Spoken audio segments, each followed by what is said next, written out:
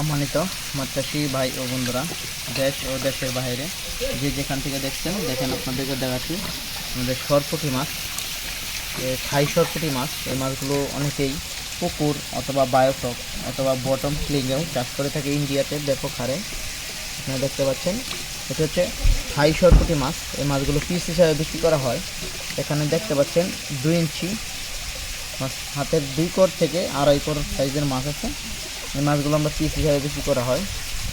এই মাছগুলো আপনারা যদি পুকুরে চাষ করেন, পুকুরে কচুরি পেনা কিংবা ভুসি, খোল, কুড়া, পাউডার এই সমস্ত খাবার দিয়ে আপনারা এই মাছগুলোকে হারভেস্টিং করতে পারবেন। এটি 6 মাসে আপনার এই মাছটি 3টা থেকে 4টা কেজি থাকে। আর যদি 1 বছর রাখেন, সেই ক্ষেত্রে আপনার একটা মাছ 800 গ্রাম 700 গ্রাম আবার 1 কেজিও হয়ে থাকে যদি আপনাদের পুকুরে ভালো খাবার খাওয়ান।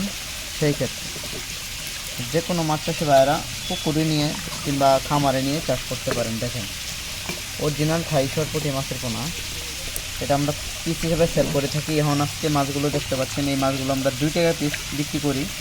যদি আপনাদের প্রয়োজন হয় তাহলে এই মাছটি আমাদের কাছ থেকে সংগ্রহ করতে পারেন। অনেক সময় মাছের দাম ওঠানামা করে। যদি আপনারা এই সমস্ত মাছ চাষ করেন তারা অবশ্যই যোগাযোগ করতে পারেন। আপনারা এককভাবে এই মাছটি চাষ করতে পারবেন পুকুরে। অরিজিনাল থাই সরপুঁটি মাছ আপনারা যদি চাষ করেন পুকুরে, এই মাছগুলো 6 মাস আপনারা বাজারে বিক্রি করতে পারবেন। দেখেন মাছগুলো কত সুন্দর, এক সাইজ সরপুঁটি মাছের পোনা।